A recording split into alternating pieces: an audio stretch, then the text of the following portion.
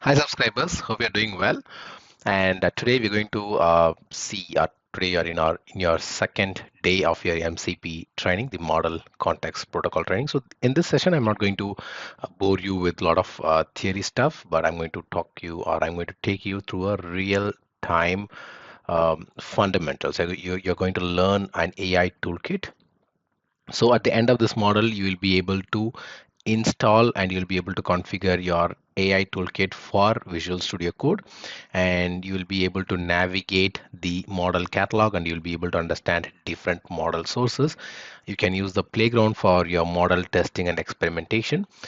You can also create AI agents using Agent Builder. You can compare your model performance across different providers. And finally, you'll be able to apply best practices for prompt engineering. And yeah, thank you so much for all your feedback for the very first session. I'm really happy about your feedback, and you wanted more of a kind of a lab oriented session. So that's the reason I've come up with the first lab session. And in fact, we're going to talk about a lot of other contributions. The community contributions, lessons, and everything. And thank you so much. And watch the entire video. Thank you, and see you all in the video. Thank you so much.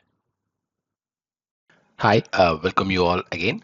So today, as I told you, it's going to be our very first lab session where we're going to work on building an MCP server with AI toolkit. So we're going to use the AI toolkit for Visual Studio, and this is a Microsoft's flagship extension that transforms your VS Code, your Visual Studio Code, into a comprehensive AI development environment.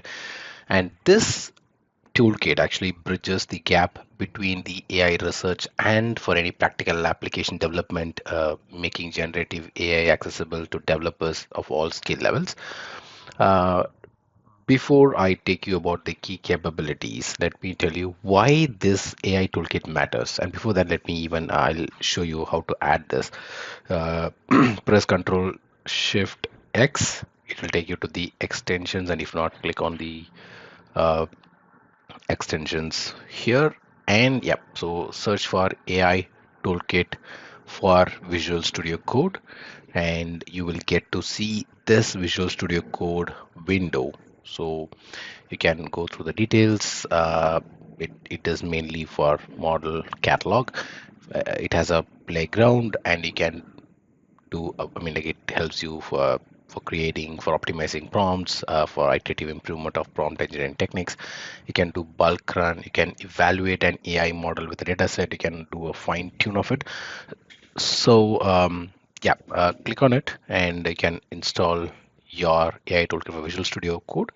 And let me now take you through the okay, let me show you how to uh, before I show you how to open it, let me take you through the key capabilities.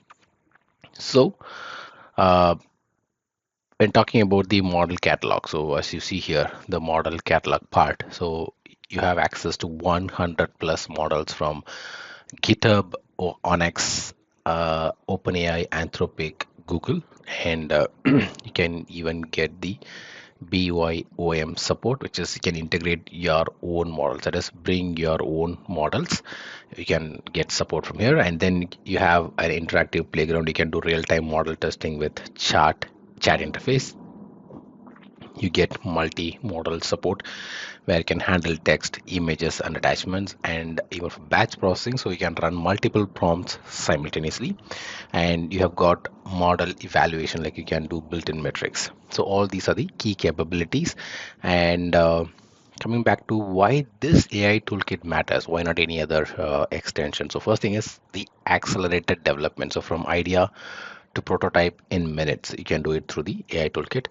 And it has a unified workflow, which is one interface for multiple AI providers. And next thing is easy experimentation. So you can compare models without complex setup. And next thing is the production ready. So you can get seamless transition from prototype to development. The next thing is, okay, as I told you, by clicking on my Control Shift X, you get to see the extensions, or you can click on the extension window here and you get to search for AI toolkit. And there are two options basically. Let me just quickly show you here. Okay, I think, yeah. So if you go to install specific version, you can install a specific version of it. But for now, I've just installed the latest version of it. And here we have got the preview version. So this is a preview version of it. And the next part is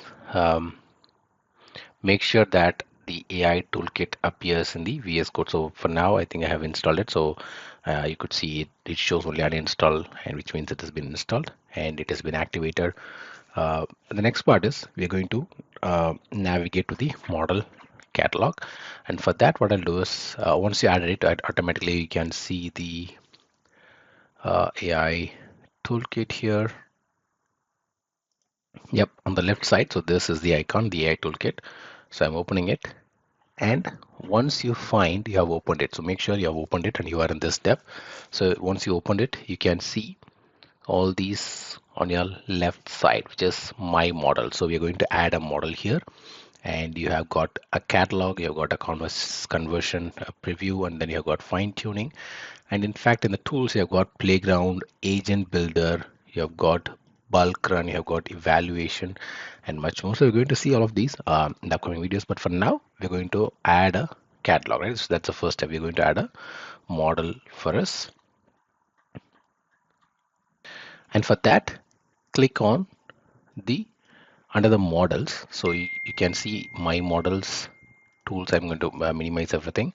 So all you can see now is models and catalog. So click on the catalog, and after you click on the catalog, you can see different models. You can see DeepSeek R1, 5, 4, and in our example, I'm going to use the OpenAI GPT-4 from the catalog. So I'm going to click on add from GitHub.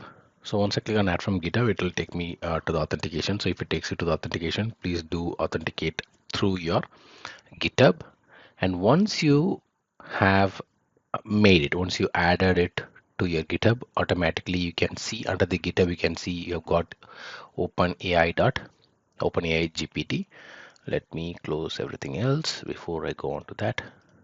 So I'm going to click on OpenAI GPT. So once I click on OpenAI GPT, you could see this window here. Make sure you are in the right screen now. You are able to see this, right? So if you're ready, then we can move to the next step. So here, let's understand the parameters first, right? So we have got, so this is again a playground kind of setup for you. And on the right, you can see the model preferences. So the model, you can see OpenAI GPT 4.1, which is removed via GitHub. Yes, since we have added through GitHub, yes, we're going to get it from there. And next, we've got a system prompt. So we can provide instructions with relevant context to guide the system response. We can give system prompt. We're going to see that more, in fact, in upcoming videos. But for now, I'm going to just introduce you how to do the very basic level of setup for your basic MCP setup. And then here you can give the maximum response length. So the response that we get is going to be set up here. Since we haven't set up any numbers here, there won't be any maximum response length. And then here you can see temperature. No, it's not about the temperature of your city, but it's about the control creativity. If you're giving it as 0, if it is 0, this is a deterministic uh, response will be shared with you. If it is 1, then it will be a creative response. So that's the difference between 0 and 1. And when it comes to top P, so it's a nucleus sampling for response diversity, which I'll explain you in the upcoming videos. And next, the playground is your AI experimentation lab. So you're going to do the experimentation here. And when it comes to the MCP, the prompt engineering part, we have to be very specific. That is, we have to be very clear. We have to give detailed instructions. So only then we'll get better results. And then we have to provide the context. That is, we have to include relevant background information. So anytime when you are giving a context, make sure you are including relevant background information. And I'll show you a few examples as well. So you can even give examples.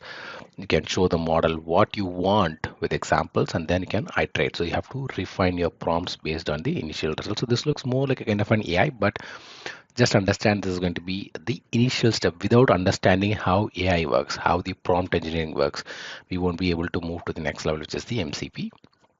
So as a first step, I'm going to give the system a code generation prompt. So let me give it here. So the prompt goes like this. So I ask the playground in the playground. I ask that to write a Python function that calculates the factorial of a number using recursion, and it has to include error handling and doc strings.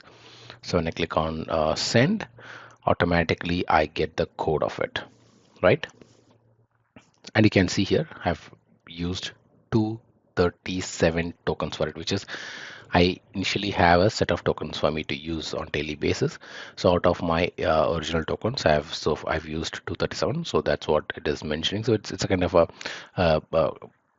basically we are paying for that through tokens, right?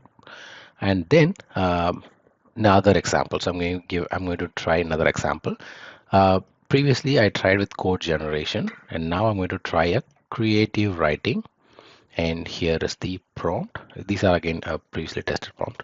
So I'm going to ask for a professional email to a client explaining a project delay, uh, maintaining a positive tone while being transparent about the challenges. And when I click on enter, I get a proper email, right? So this is again, I've used 264 tokens for this. So it's not just only about code generation. I know. So nowadays we are using it for anything like to write an email, to see, to even if you want to send a message to a friend, we are even getting it from ChatGPT or from AI, right? And the next thing is, okay, so these are some of the ways where we can use the playground, which is the Open GPT playground through the next step is going to be the MCP. So this is the previous step, the actual step which we must learn to move to the next step. Uh, so yeah, with that I come to an end of this video. So in our next video, we're going to see what is a compare, how to use it, and we will learn more about MCP and the AI and all about these agents. And I believe this video for the MCP is useful for you. So if you want to learn more about MCP, uh, AI, performance testing, performance engineering, DevOps, SRE, anything, please do subscribe to Little Sly YouTube channel. And if you have any questions or any doubts, please do check out our channel. Thank you so much for watching this video. See you all in the next video. Until then, it's bye bye from Mr. Mugam and your favorite Little Sly YouTube channel. Take care and bye bye.